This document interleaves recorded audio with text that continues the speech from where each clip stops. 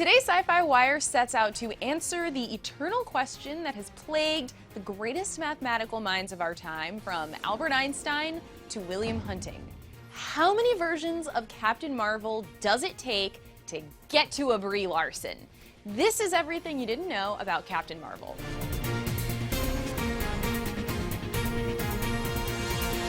Don't call her a Superman knockoff, and definitely don't call her Miss. It's Miss Marvel! That's Ms. Marvel to you. Carol Danvers seems like a safe name to settle on. Captain Mar-Vell gave all of his power to Ms. Marvel to save us. Wait, Captain Mar-Vell started as a dude? Well, this is confusing. There are so many versions of Captain Mar-Vell. Who's the real one? The rightful one? The chosen one? I mean, obviously, it's Brie Larson.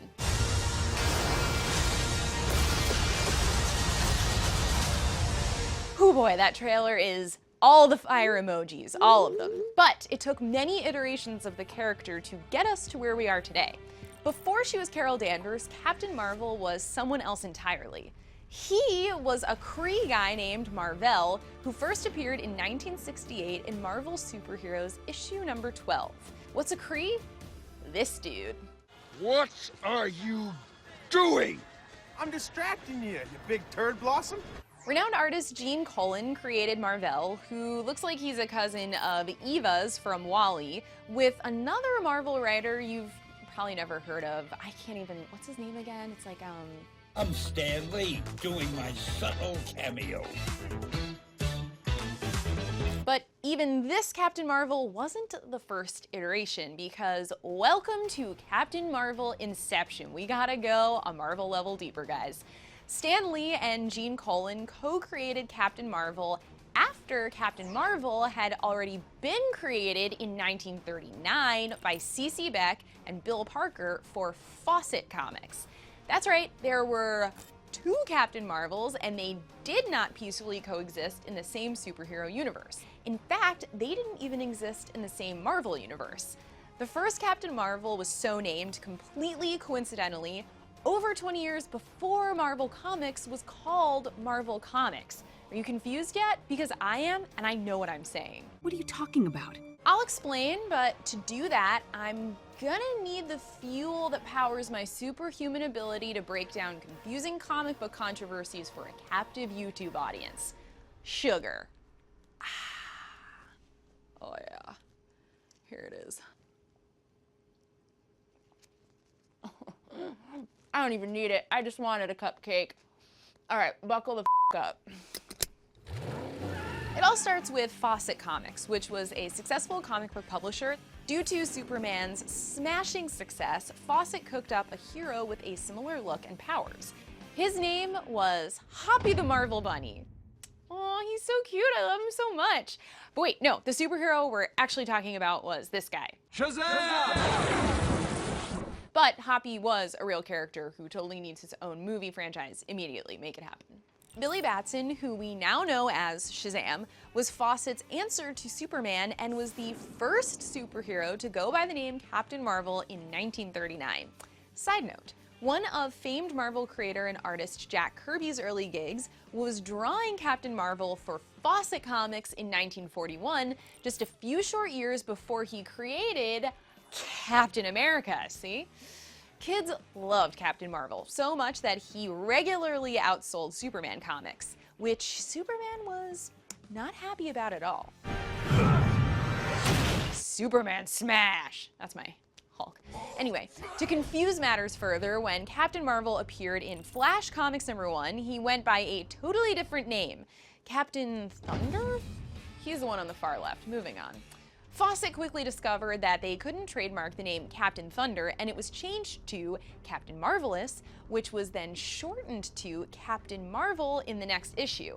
I mean, this guy's had more names than Puff Daddy. Unlike Puff Daddy, P. Diddy, Plain Diddy, and the other ones, he had more. My new name is Love, aka Brother Love. The name Captain Mar-Vell stuck for over a decade. While Captain Mar-Vell appeared to be physically similar to Superman, his physique was actually inspired by actor Fred MacMurray. an actor who reacted like this upon discovering his son turned into a dog in the 1959 family hit The Shaggy Dog. No! That's it? That's how I react when I find out there's no Wi-Fi at the airport, or like Starbucks doesn't have almond milk or something dumb. Get worked up. Now, DC Comics was so jealous of Captain Marvel's success that they sued, claiming Fawcett stole their Superman character. And DC won! They won the good old American way, by dragging the case out in litigation for so many years that Fawcett couldn't afford to fight anymore. Ah, love a good story. So they agreed to cease publication and give up the name Captain Mar-Vell. With the trademark up for grabs, Marvel Comics snatched the name up in the 1960s with one catch. They were required to produce a new Captain Marvel series every 2 years, or they would be forced to forfeit the name. It's like a Sphinx came up with these rules or something. Enter Stan and Jean, and we finally get Mar-Vell. DC later purchased the rights to Billy Batson and rebranded him as Shazam!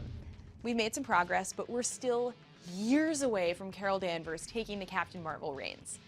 First, Marvel had to kill off Mar-Vell, which they did in a really bummer way.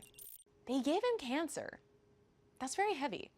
Then in 1982, Monica Rambeau became the first female Captain Marvel. According to co-creator John Romita Jr., her appearance was also inspired by someone from the big screen. And I got my black belt in barstool. And just like Pam Grier, Monica loved kicking butt. She also loved changing her name. I mean, what's with these captains and their identity crises? Crises? Crises. She was later known as Photon, Pulsar, and finally Spectrum, which I actually think are all just cable companies. Prove me wrong. The next Captain Marvel was Mar-Vell's son, Genis-Vell, whose special ability was something called Cosmic Awareness, which I think means you're really good at parallel parking. Then his sister SYFY took over, followed by short stints by Kunar the Skrull and Novar, another Kree. Then, after all of that, we finally got Carol Danvers, and thank goodness, because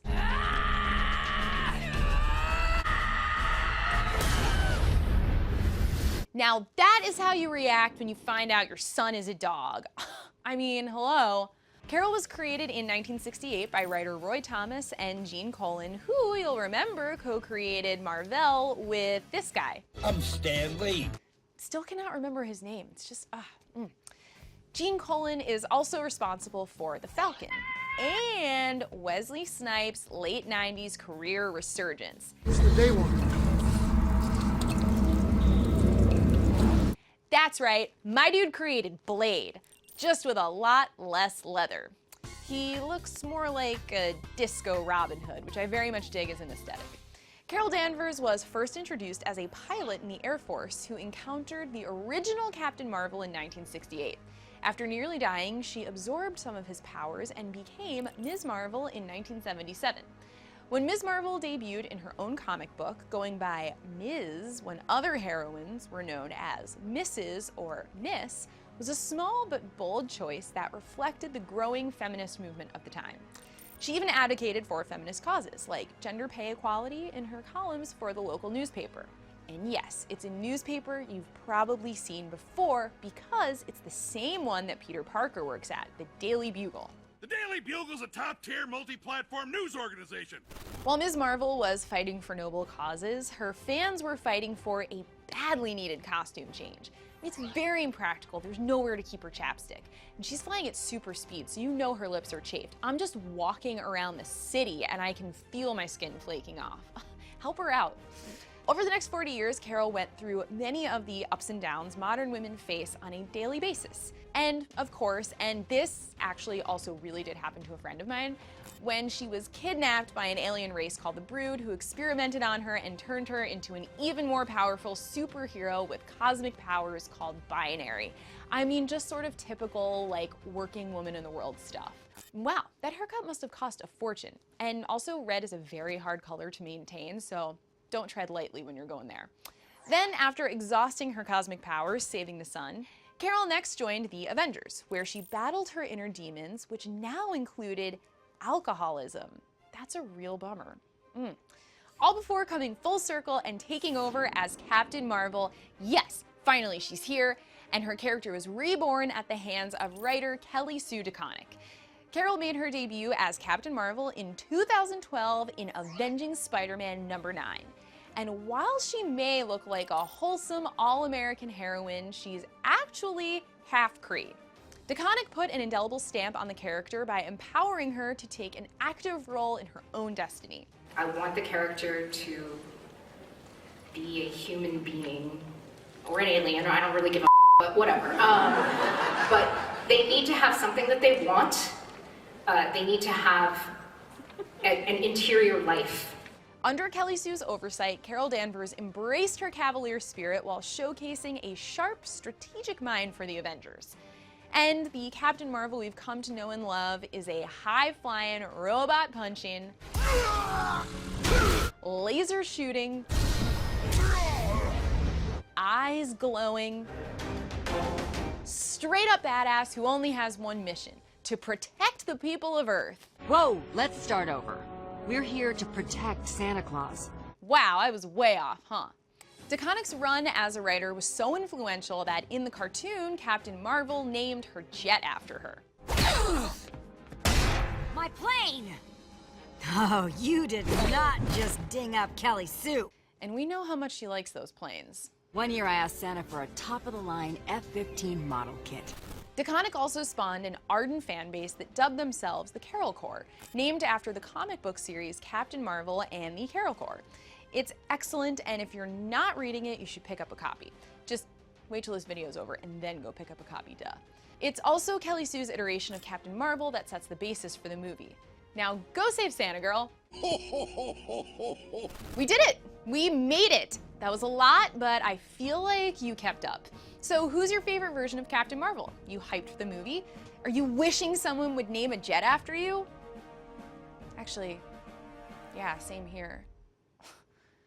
Now I'm sad, I can't do any more videos. Ah, yes I can. Let us know in the comments below. The comments.